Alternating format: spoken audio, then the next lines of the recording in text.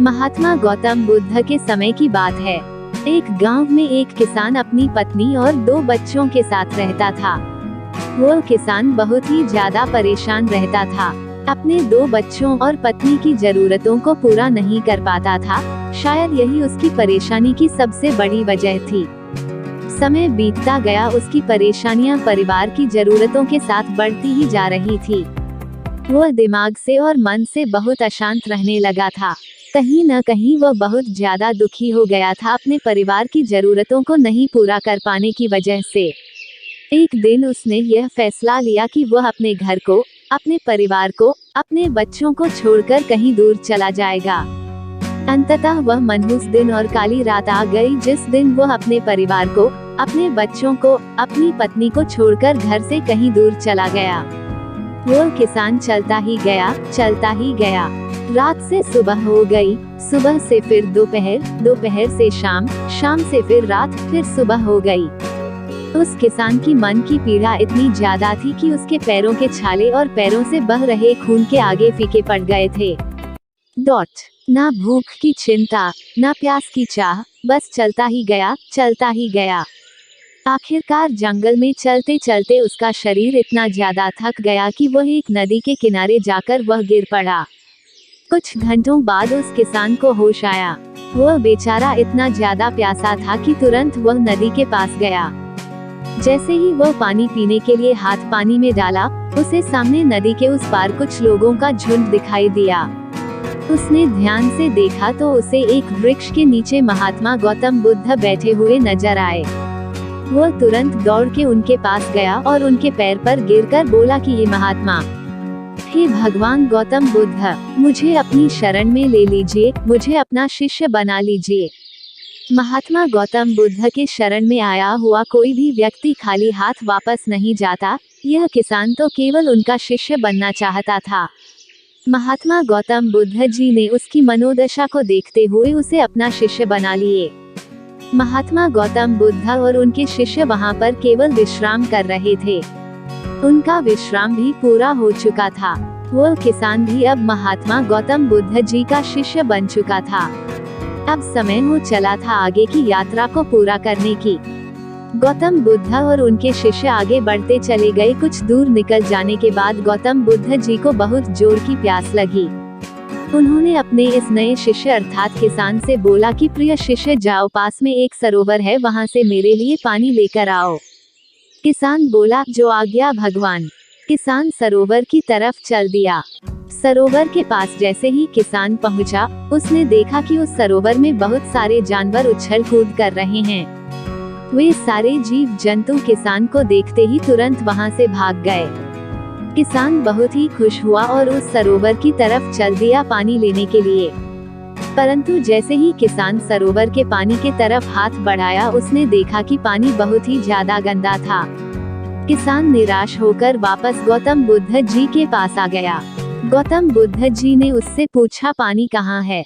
किसान ने दुखी भरे शब्दों के साथ कहा, हे भगवान, मैं जैसे ही उस सरोवर के पास पहुंचा तो मैंने देखा कि उस सरोवर में काफी सारे जीव जंतु उछल कूद कर रहे थे और उनके उछल कूद करने की वजह से उस सरोवर के जमीन के तल में बैठी हुई सारी गंदगी, सड़े हुए पत्ते उस पानी में घुल मिलकर एक कीचड़ का रूप ले लिए थे।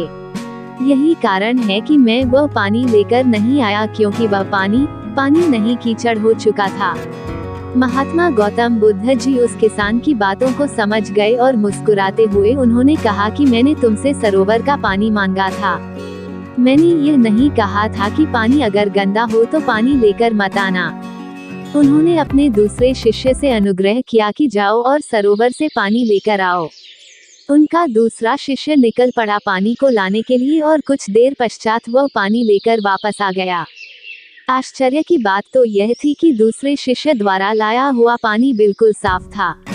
और उससे भी बड़ी असमंजस की बात यह थी कि सारे के सारे शिष्य बड़े ही आश्चर्यचकित हो गए कि यह करिश्मा कैसे हो सकता है, क्योंकि पहले शिष्य ने तो यह बताया था कि पानी कीचड़ हो गया था।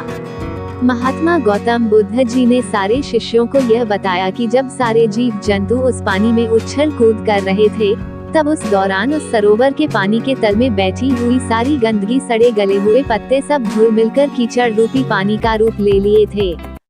परंतु जितने समय में प्रथम शिष्य किसान वापस आया और दूसरा शिष्य वापस गया, उतने समय में उन जीव जंतुओं के भाग जाने के पश्चात उस सरोवर का पानी धीरे धीरे शांत हो गया था।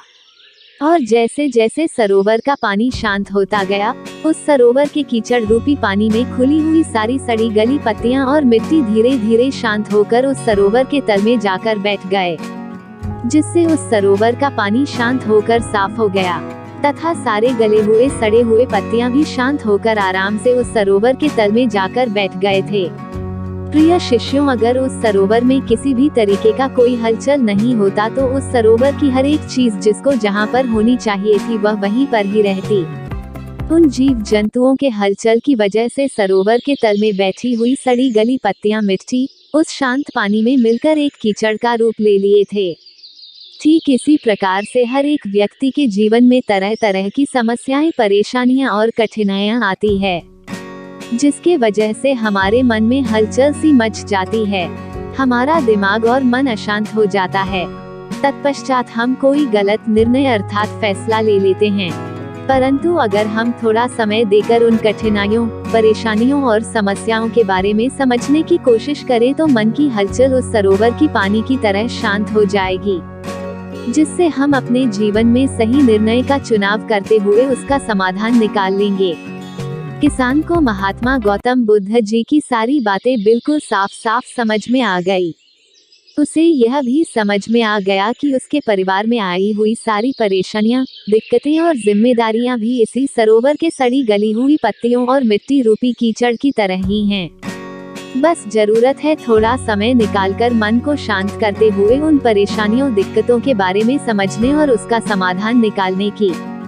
दोस्तों, समय के साथ साथ हर एक इंसान की जरूरतें बढ़ती ही जाती है।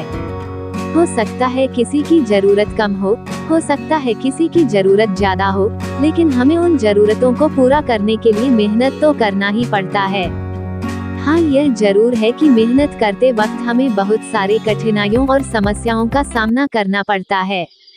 इसी वजह से बहुत बार हमारा मन अशांत हो जाता है, निराश हो जाता है, दिल दिमाग में एक अजीब सी हलचल होने लगती है, जिसके वजह से हम गलत फैसला ले लेते हैं। परंतु दोस्तों, हमें घबराने की जरूरत नहीं है, हमें अपने दिमाग को शांत करने की जरूरत है। थोड़ा समय देकर इसके बारे में सोचने की जरूरत है। इसका समाधान कुछ न कुछ जरूर निकल आएगा। दिमाग को शांत रखें, कोशिश करते रहें, मेहनत करते रहें। समय लगेगा लेकिन सफलता जरूर मिलेगी, क्योंकि सब्र का फल मीठा होता है।